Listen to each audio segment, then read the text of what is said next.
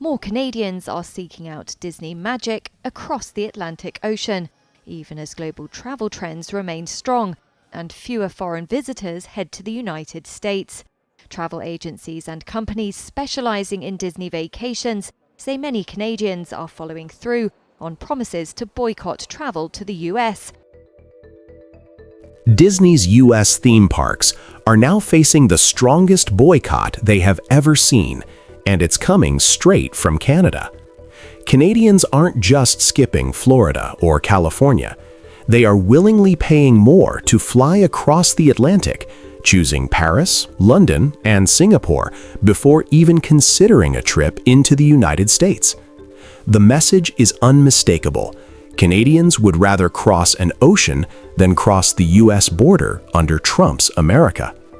What started as a quiet shift in travel habits has now become a continental shockwave, dragging America's tourism industry from Disney to airlines to entire state economies into a downturn it never expected. Over the past year, travel patterns have changed so sharply that they've redrawn the tourism map of North America. Canadian trips into the U.S. fell by millions. Road travel dropped sharply, air travel weakened every single month, and January 2026 marked the 12th straight month of double-digit declines. The overall number of Canadian visitors fell by more than 4 million in a single year, which represents a collapse of more than 20% compared to the year before. This now includes the Disney effect. For decades, a Disney vacation meant flying to Orlando or Anaheim. But Canadian travel agents report something entirely new. Families who once visited U.S. parks every year now refuse to set foot in America.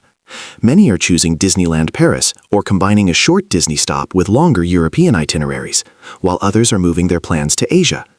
Some families openly say they won't return until the political climate in Washington changes completely. Others say they want vacations free of stress, without worrying about unpredictable border treatment or political drama. The result is a massive redirection of tourism spending away from the United States and toward markets that feel more stable. Meanwhile, America's broader tourism industry is absorbing the financial shock. International travel to the U.S. as a whole has fallen even as global tourism grows elsewhere. And it is Canada, traditionally the #1 source of foreign visitors, that is driving the steepest decline. Disney executives have already acknowledged weaker international visibility and are shifting their marketing strategy toward domestic customers because the flow from abroad is evaporating. What makes this moment extraordinary is that Canada didn't announce a boycott. No government campaign, no official statement, just millions of Canadians quietly choosing different destinations. That silent choice delivered a $4.5 billion blow to the U.S. economy in a single year. Analysts once warned that if Canadian travel dropped 10%, the economic hit would be severe. Instead, the real decline was more than twice that level, and the damage is now spreading across multiple sectors that rely heavily on Canadian tourism. Canadian families are incredibly practical about travel. They want predictability, safety, and a vacation free from unnecessary tension. Under Trump's leadership, the U.S. brand has become associated with volatility.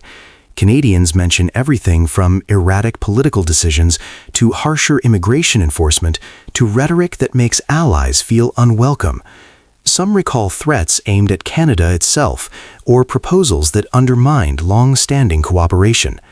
The result is a widespread sentiment that visiting the United States no longer feels comfortable, and in travel economics, comfort is everything.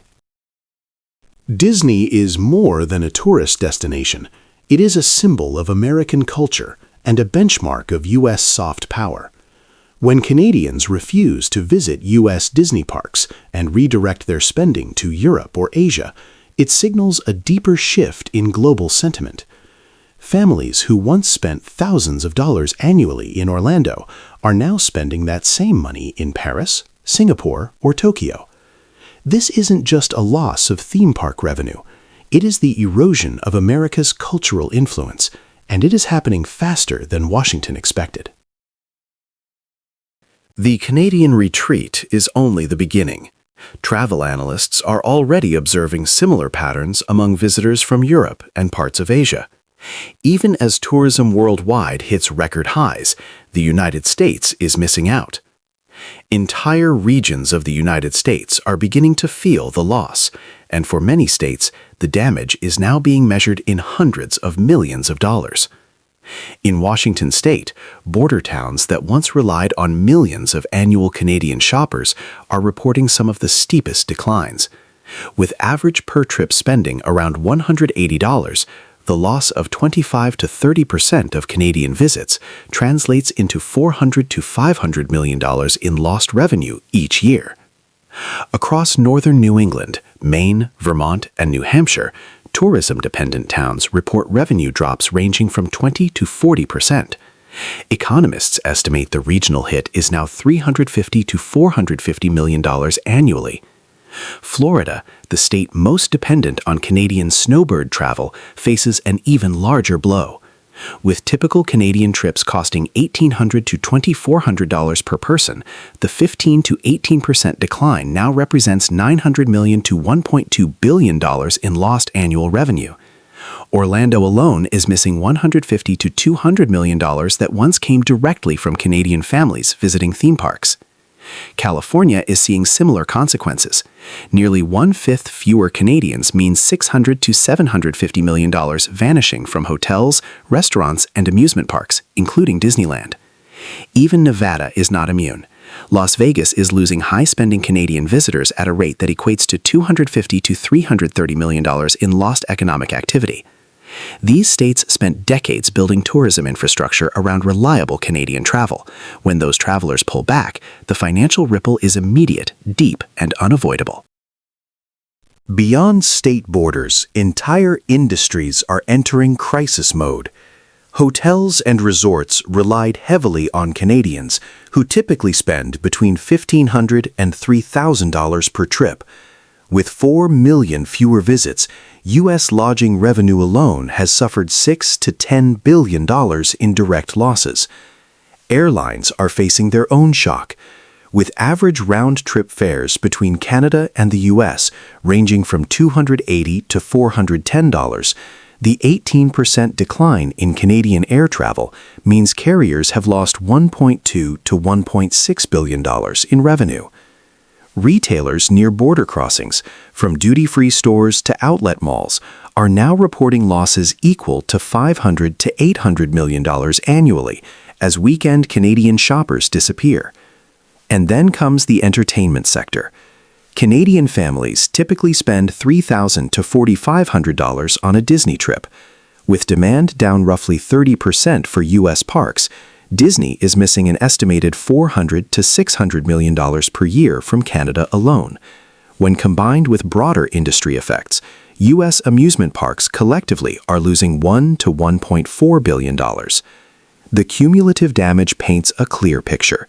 Canada's tourism retreat is not a symbolic gesture, it is a multi-billion-dollar economic event. This is not merely a story about fewer Canadians going to Disney World. It is a broader shift in how the world perceives travel to the United States.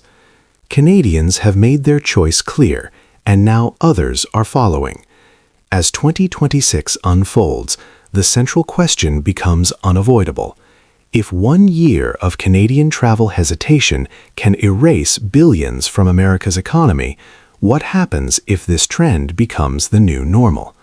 For now, the verdict from Canadian travelers is unmistakable, and America is feeling the consequences. Australian pension manager IFM Investors is committing more of its pension capital to investing in the Canadian market, specifically infrastructure and other real assets. Australia just sent a message that echoes far louder than any White House press conference. One of the world's biggest pension investors is expanding its footprint in Canada, not in the United States. IFM Investors, a global powerhouse managing more than $260 billion, has decided that the safest place to grow its long-term capital in North America is no longer Washington's backyard. It is Canada. And they're making this move at the exact moment Donald Trump's tariff war is shaking confidence across the continent. This isn't just another investment headline. It is a geopolitical signal, one that says Canada is becoming the financial safe haven Trump's America can no longer claim to be. What makes Canada so appealing for a long-term investor from your point of view? So we really have the backing of the Australian pension market, and those owners alongside our global clients across the world really see a lot of attraction towards investing in Canada. It's a highly aligned, really mature market, but at the same time presents a lot of opportunities across some of our core infrastructure areas, including transportation assets, utilities, as well as energy assets. So certainly see a lot of opportunities to invest here locally. IFM Investors, owned by Australian and UK pension funds, is opening a permanent office in Toronto after more than a decade of investing quietly in Canadian infrastructure. They already own Enwave's massive deep lake water cooling network, a geothermal system that heats and cools over 60 million square feet of downtown Toronto. And they hold a key stake in port terminals in Vancouver, which anchor Canada's Pacific trade routes. Now, IFM wants to deepen its presence. They're exploring new projects in transportation, clean energy, utilities, renewable natural gas, and the type of data center infrastructure that is becoming the backbone of the AI economy. Their executives are saying openly that Canada offers the kind of stability, regulatory clarity, and clean power foundation that investors need when they are committing money for decades, not election cycles. At the same time, the political backdrop could not be more contrastive. Mark Carney is steering Canada through a strategy of diversification and long-term nation-building, while Donald Trump, now deep into his second term, continues to turn tariffs into a political weapon. For investors who think in decades, the difference is glaring. The symbolism extends beyond policy. Australia, a country with deep historical, military, and economic ties to the United States, is not supposed to be seeking alternatives. Yet here we are, an Australian pension titan planting its flag on Canadian soil because the U.S. has become too unpredictable to trust. It is the kind of quiet diplomatic shift that doesn't make front-page news, but absolutely reshapes the strategic landscape. Infrastructure investors are cautious by nature. They don't chase trends, they hunt for stability. And Canada in 2025 checks every box.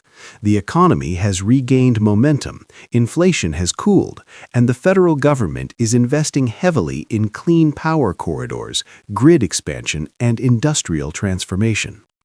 Canada also maintains one of the cleanest electricity systems in the G20, an enormous advantage for companies planning new data center clusters that require reliable, low-emission power. Meanwhile, the United States is veering in the opposite direction. Trump has reversed clean energy incentives, thrown supply chains into chaos with sudden tariff announcements, and signaled that regulatory clarity is no longer a priority. For a pension investor with a 30 or 50-year horizon, that uncertainty is a disqualifier. IFM's move is therefore more than an internal business decision. It is a vote of confidence in Canada's long-term trajectory and a vote of no confidence in America's current instability. There is also a cultural factor that rarely gets discussed. Canada's regulatory agencies, while sometimes slow, have a reputation for being consistent and apolitical, a luxury Americans no longer enjoy. Under Trump, even long-standing federal standards can be dismantled overnight with a single executive order. For investors deploying billions into assets that last generations, that volatility is fatal. Canada offers something increasingly rare, a government that behaves like an adult. The benefits are both immediate and long-lasting. Infrastructure projects of the scale IFM invests in generate thousands of jobs throughout their construction, operation, and supply chain life cycles. A single port expansion or data center complex can support several thousand workers from design to completion, and then sustain hundreds of long-term positions in operations, logistics, engineering, and maintenance. Cities also gain stable revenue streams. Systems like Enwave reduce pressure on the grid and cut energy costs for business districts. Vancouver's port terminals, when modernized, increase trade capacity and directly boost municipal and federal revenues through higher throughput. The biggest payoff, however, is strategic. IFM manages more than $200 billion. Even shifting 5% of future allocations toward Canada would translate into more than $12 billion in new investment over the next decade, and that is a conservative estimate. Once a major global fund moves in, others tend to follow. Foreign direct investment into Canada already reached more than $70 billion this year.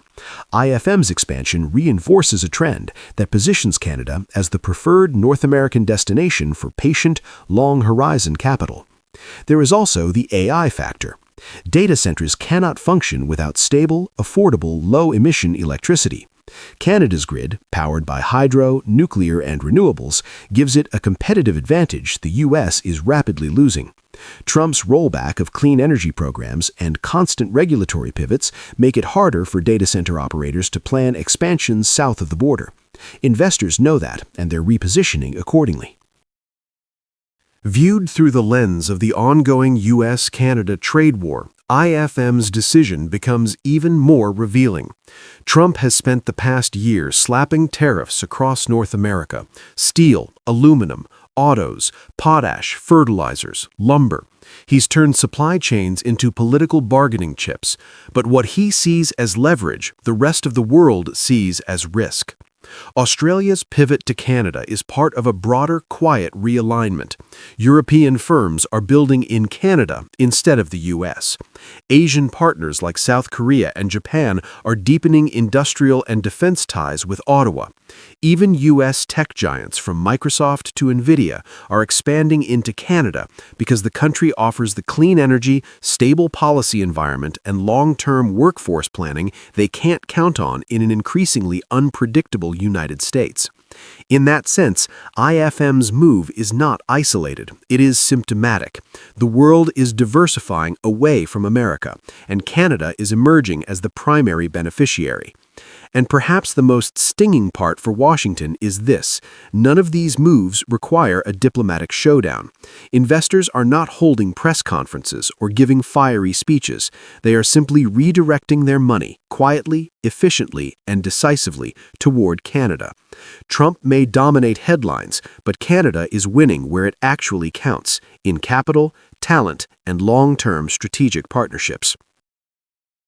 Australia's IFM investors isn't just expanding an office, they are shifting the center of gravity for long-term global capital. They are doing it because Canada has become the stable, clean-powered, predictable counterweight to an increasingly erratic United States. Every dollar that flows north is a vote of confidence in Canada's future and a warning shot for Washington. The real question now is simple: how many more global investors will follow once they realize that Canada, not the United States, offers the safer and more strategic home for the next generation of infrastructure and AI development? Because in today's geopolitical economy, capital speaks loudly, and right now it's speaking with a Canadian accent. We begin with news today that the federal government and Alberta seem to be moving closer to a deal that could include the possibility of a BC oil pipeline. I'm told by a senior government official that, of course, the number one demand of Alberta all along has been a new oil pipeline to northwest British Columbia. I'm told Carney is open to the idea of actually moving forward on this project, and there could be some language in that MOU that actually suggests there's a path forward, that they could maybe lay out how they could get to construction on this pipeline. Canada just took a step that rewrites its entire energy future. With new C5 nation-building powers, Ottawa is now prepared to grant tanker exemptions on the North Coast, a move that would have been politically unthinkable under Justin Trudeau. And with that single decision, Canada has opened the door for a brand new Alberta to Pacific pipeline that could send Canadian oil directly to Asia, bypassing the United States for the first time in modern history. What we're witnessing is Canada breaking free of old taboos and acting like the energy superpower it has always claimed to be. Yeah, we're learning that Prime Minister Mark Carney and Alberta Premier Danielle Smith are moving closer to a deal, a grand bargain, if you will, on the province's energy sector. The deal could be in hand in a matter of days, frankly. Both sides are feeling quite positive about where things are at this point in time. They want to have an MOU specifically on what it means for the oil patch and what it can do, what the feds can do to help maybe expand oil exports. Over the past several days, Prime Minister Mark Carney and Alberta Premier Danielle Smith have moved unexpectedly close to a memorandum of understanding that could reshape Canada's energy map. The two governments are finalizing a framework that would allow construction of a new pipeline toward the northwest coast of British Columbia, something that has been blocked for years. The breakthrough comes from a broader bargain. Ottawa is willing to consider exemptions to the tanker ban that has locked the north coast since 2019. In exchange, Alberta is being asked to commit to long-term industrial carbon pricing and support for carbon capture infrastructure. This is not a single policy shift, but an entire recalibration of the federal-provincial relationship. For the first time in more than a decade, Alberta and Ottawa are moving in the same direction, and both sides appear confident they are within reach of a deal. British Columbia remains the major obstacle. Its government has signaled deep concerns, and Indigenous consultation will be extensive. Several Liberal MPs from coastal ridings have voiced hesitation as well. But the fact remains, Ottawa is now willing to pursue a Pacific corridor, something that federal politics had long treated as off-limits. The tanker ban was once treated as untouchable, a permanent wall between Alberta's landlocked oil and the world's fastest-growing energy markets. Under Trudeau, it was more than a policy. It was a political identity. But Mark Carney is governing with a different vision. Instead of clinging to symbolic gestures, he is leaning on C5, the new nation-building legislation that gives Ottawa authority to advance projects of strategic national significance. Exempting tankers under C5 isn't a rejection of environmental values, it's a recognition that a mature country can protect its coastlines while still building the infrastructure needed to sustain a modern economy. Canada is not abandoning environmental commitments, it is abandoning paralysis. That is a crucial difference, and a sign that Canada is finally learning how to balance energy security with climate ambition. The possibility of a Pacific pipeline is transformative because it gives Canada something it has never had: direct access to Asia without going through the United States. For decades, Washington has benefited from a near monopoly on Canadian heavy crude. U.S. refineries are literally built for it. Even now, according to the U.S. Energy Information Administration, almost 70% of America's imported crude comes from Canada. That dependency has given the U.S. enormous leverage that Donald Trump has tried to weaponize through tariffs, threats, and political pressure. A pipeline to the Pacific would break that reliance. It would open the Asian market, one that is expanding far faster than America's, and give Canada bargaining power it has never enjoyed. The mere possibility already shifts the balance. It signals to global investors that Canada is no longer content to be a captive supplier to a single customer. Perhaps the most surprising development is the tone from Alberta. After years of antagonism under the Trudeau government, Danielle Smith now describes the relationship with Ottawa as remarkably aligned. Her government believes Carney understands the urgency of unlocking Alberta's resources and the political pressures of Western alienation. That alignment is no small feat. It shows that Carney is not governing as an ideologue, but as a deal-maker, someone willing to negotiate, adapt, and deliver results that work for both energy and climate policy. This collaboration suggests a new model of federalism, one where Ottawa doesn't dictate from above and provinces don't retreat into isolation. Instead, both recognize that Canada needs national-scale infrastructure if it wants national-scale prosperity. British Columbia remains the most unpredictable part of this story. Its government is deeply protective of the North Coast, and its political base has long opposed tanker activity. Many indigenous nations in the region also remain skeptical. Their voice will be essential legally and ethically.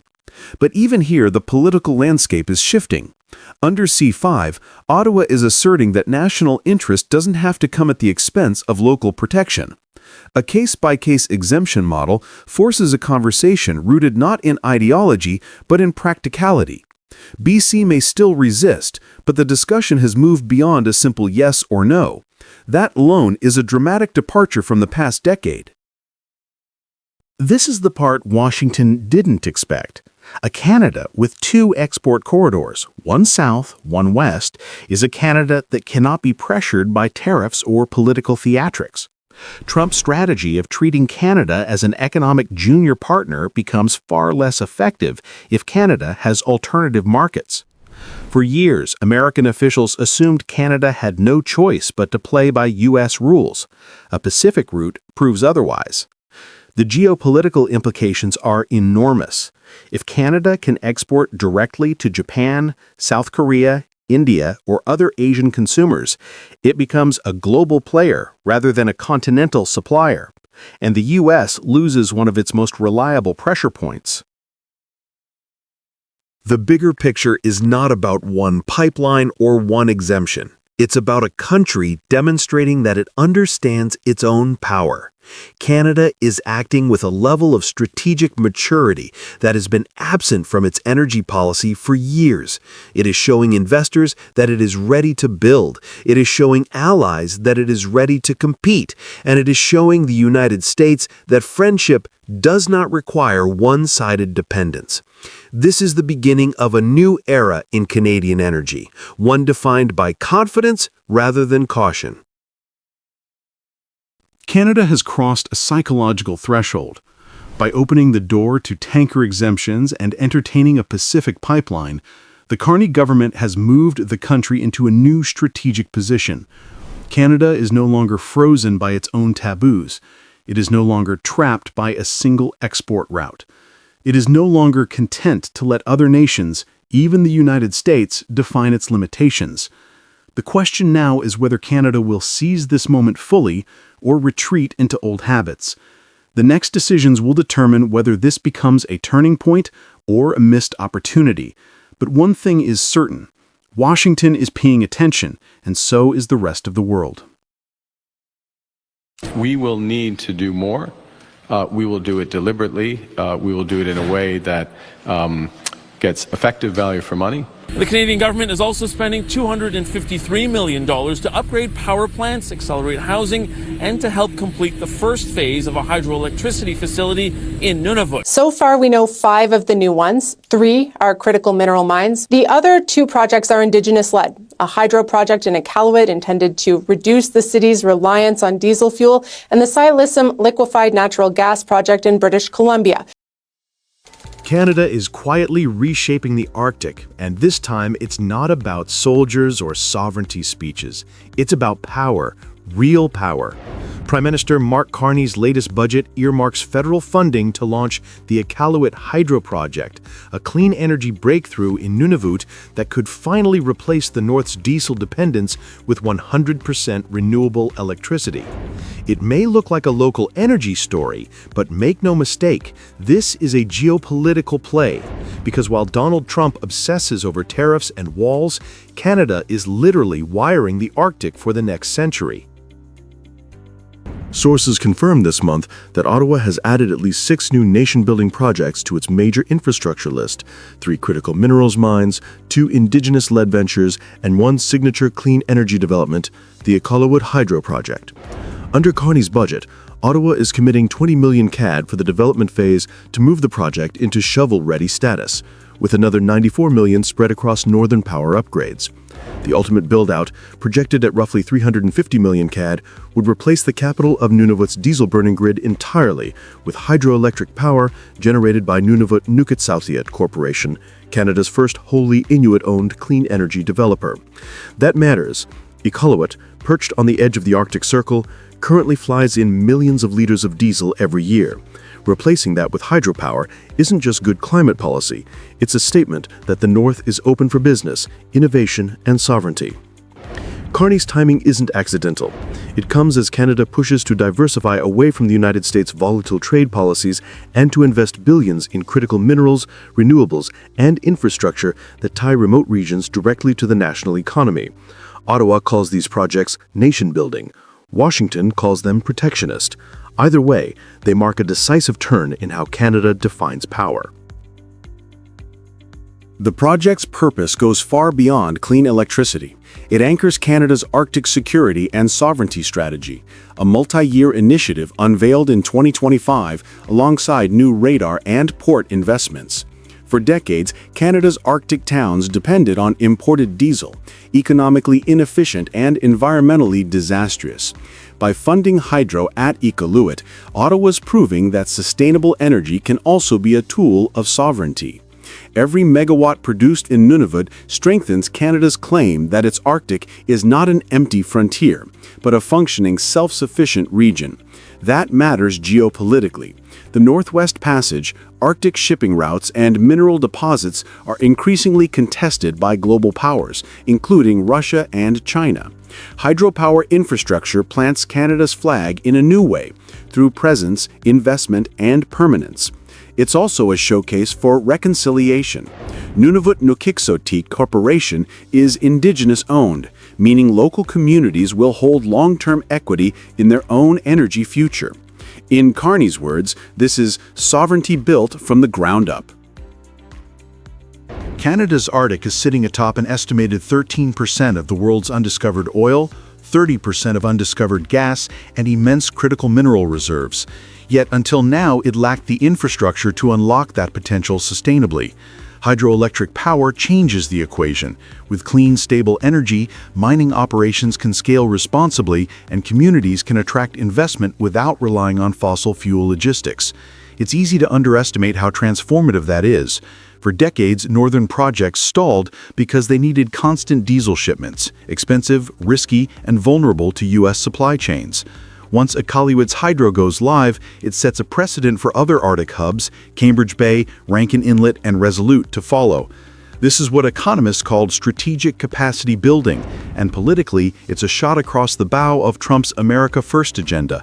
Canada isn't just weathering Trump's tariffs, it's rewriting the regional map so that the North, not Washington, controls Arctic growth. At first glance, Donald Trump probably sees no reason to care about a small hydro dam in Nunavut, but here's why he should, and why he eventually will.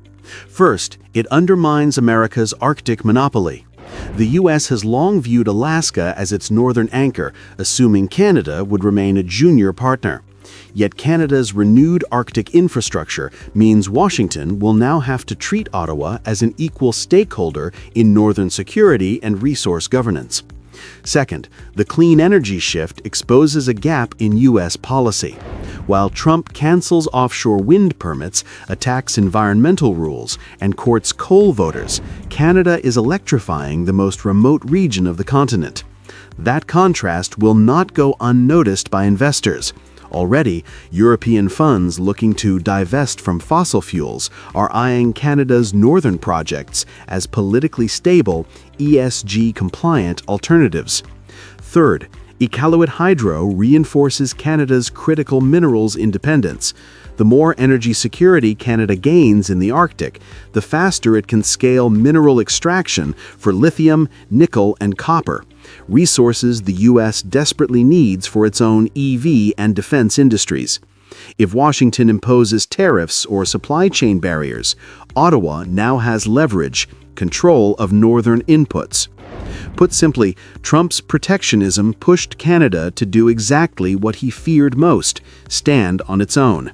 Iqaluit Hydro is symbolic of that new independence. It's small on a map, but enormous in meaning.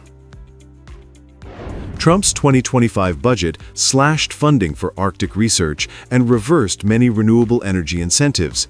His administration prioritizes oil leases in Alaska but neglects infrastructure resilience. Canada, under Carney, is moving in the opposite direction, viewing the Arctic not as a frozen outpost but as a national growth engine.